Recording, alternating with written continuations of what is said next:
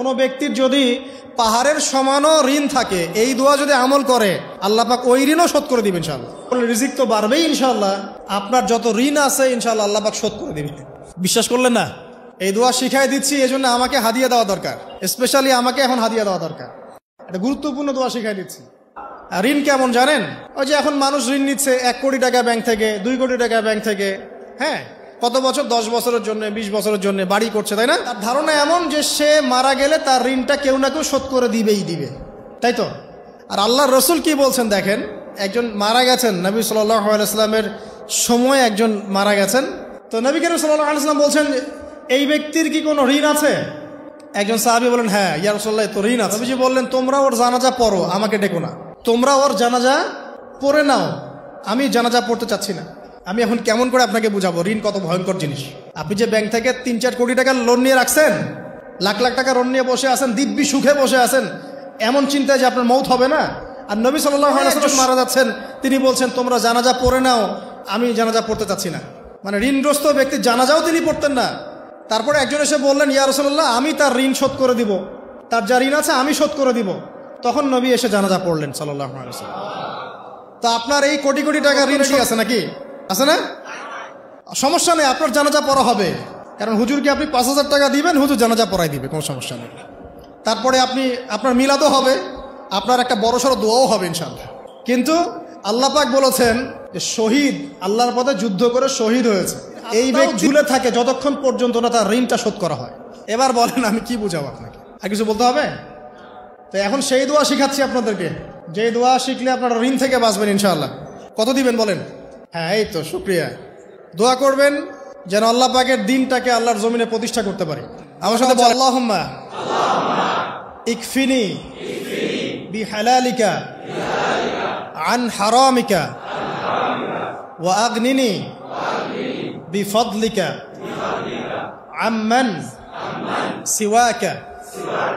এই দোয়াটা ছোট না, এটা মুখস্থ করবেন, সেজদায় পড়বেন, আত্তাহিয়াতু দরুদ শেষ তারপরে পড়বেন, নামাজ শেষে হাত তুলে করবেন, যখন তখন শেষ রাতটা করবেন। ইনশাআল্লাহ দেখবেন আপনার ঋণ বলতে কিছু থাকবে না ইনশাআল্লাহ। যদি থাকেও, বড় কোনো ঋণ থাকেও, আল্লাহ পাক অন্য কোনো মাধ্যমে এটা শোধ করার ব্যবস্থা করে দিবেন ইনশাআল্লাহ।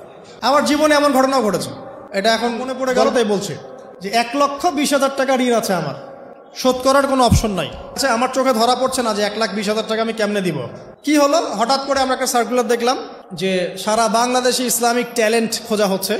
2000, এটা মনে হয় 17 কি 18 সালের কথা। হ্যাঁ, 18 না? আচ্ছা, 18। তো হ্যাঁ, আলোকিত কেন। তো এখন আমার ওয়াইফ বলছেন যে আপনি এটাতে অ্যাপ্লাই করেন। আমি অ্যাপ্লাই করবো, এটা তো আলেম ওলামাদের প্ল্যাটফর্ম, আমি এখানে জেনারেল থেকে আসা মানুষ, কেমন করে কি। তো সে বলছেন না, আপনি পারবেন ইনশাল্লাহ, আপনি পড়াশোনা করেন, ইনশাল্লাহ পারবেন। তো আমি দেখছি আগে প্রাইস কি আছে, কষ্ট তো করবো, আগে দেখি পুরস্কারটা কি। তো পুরস্কারটা দেখছি যে একটা ওমরা করাবে। ওমরা করা তো যে কারোর জন্য একটা মানে স্বপ্নের ব্যাপার না? ওমরা করা তো সবাই আমরা খুব পছন্দ করি, আল্লাহ পাক আমাদেরকে বেশি বেশি ওমরা করার তৌফিক দেখ। আর লেখা আছে যে ফার্স্ট প্রাইজ 3 লাখ টাকা, second prize 2 lakh, third prize হচ্ছে 1 লাখ টাকা। আচ্ছা ঠিক আছে। তারপর টানা 4 কি 5 মাস দৈনিক 10 থেকে 12 ঘন্টা করে পড়েছে। টানা 4 থেকে 5 মাস দৈনিক 10 থেকে 12 ঘন্টা, নাওয়া খাওয়া সব ওখানেই। আর যতটা সহজ মনে করছেন, আসলে কিন্তু প্রতিযোগিতা অত সহজ নয়। আসলে যে কোনো জায়গা থেকে প্রশ্ন আসতে পারে, আকিদা, সিরাত, ইতিহাস, এটা ওইটা, অনেক টপিক, প্রায় 36টা বিভাগ আছে। তো আলহামদুলিল্লাহ কিভাবে জানি আস্তে আস্তে উঠতে পারলাম। গিয়ে দেখলাম যে হ্যাঁ, টিভি রাউন্ডে চলে গেছি। আমি তেমন কিছুই করি নাই, আমি শুধু পরিশ্রম করেছি, আল্লাহর কাছে বেশি থেকে বেশি দোয়া করেছি যে আল্লাহ, আমার ঋণ আছে, ঋণ শোধ করতে হবে একটা। এবং আমি চাচ্ছি যে এই প্রোগ্রামের মধ্য দিয়ে দিনের একটা বড় সার্কেল পাওয়া যায়, দিনই প্ল্যাটফর্ম পাওয়া যায়। তো আলহামদুলিল্লাহ আল্লাহ পাকের ইচ্ছায় সেখানে একটা ভালো রেজাল্ট হলো, এবং সেখানে ওমরাও করা হলো আলহামদুলিল্লাহ, এবং ক্যাশ তারা খুব তাড়াতাড়ি দিয়ে দিয়েছে। আমি পুরো ক্যাশটা আগে পেয়েই আগে ঋণটা শোধ। এখন এই সময় কিন্তু আমি দোয়াটা করেছি, আল্লাহুম্মা ইকফিনি বিহালালিকা আন হারামিক ওয়া আগনিনি বিফদলিকা আম্মান সিওয়াক। দেখেন, আমি কিন্তু জানতামও না এমন কোনো প্রতিযোগিতা হবে, আমি সেখানে পার্টিসিপেট করব, ওই ওসিলায় ওমরা করব, ওই ওসিলায় আবার ঋণও শোধ হবে, আমার কিন্তু মাথায় ছিল না।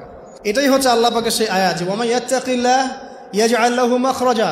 আল্লাহ পাককে যে ভয় করবে, আল্লাহ পাক তার জন্য রাস্তা খুলে দিবেন ইনশাআল্লাহ। ওয়া ইয়ারযুকুহু মিন হাইসু লা ইয়াহতাসিব, এবং এমন উৎস থেকে আল্লাহ পাক রিজিক দিবেন যেটা সে কল্পনাও করতে পারেন। এটা আল্লাহ তাওয়াক্কুল রাখেন, জাস্ট ওই ইসমাঈল আলাইহিস সালামের মায়ের মতো। হাজরা আলাইহিস সালাম ইব্রাহিম আলাইহিস সালামকে বলছেন, আপনি আমাকে এখানে ছেড়ে যাচ্ছেন কি জন্যে? ইব্রাহিম বলছেন, আল্লাহর আদেশে। তখন তিনি বলছেন, তাহলে আল্লাহ আমাকে ফেলে দিবেন ইনশাআল্লাহ। সেই মায়ের গর্ভ থেকে ইসমাইলের মতো সন্তানের জন্ম হলো, যেই সন্তানকে বাবা বলছে যে আমি তোমাকে জবাই করছি, স্বপ্নে দেখেছি, ফানজুর মাযা তারা, তোমার রায় কি? সে বলছে, ইয়া আবাতি ফাআল মা তু'মার, আপনাকে যে আদেশ করা হয়েছে আপনি সেটাই করেন।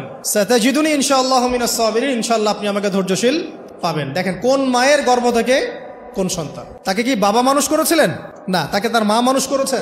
তো ওই রকম তাওয়াক্কুলকারিনী হাজরা আলাইহিস সালামের মতো মা যদি ঘরে ঘরে থাকে, বোন আর স্ত্রী ঘরে ঘরে থাকে, তখন ইসমাইলি প্রজন্ম আসবে ইনশাআল্লাহ।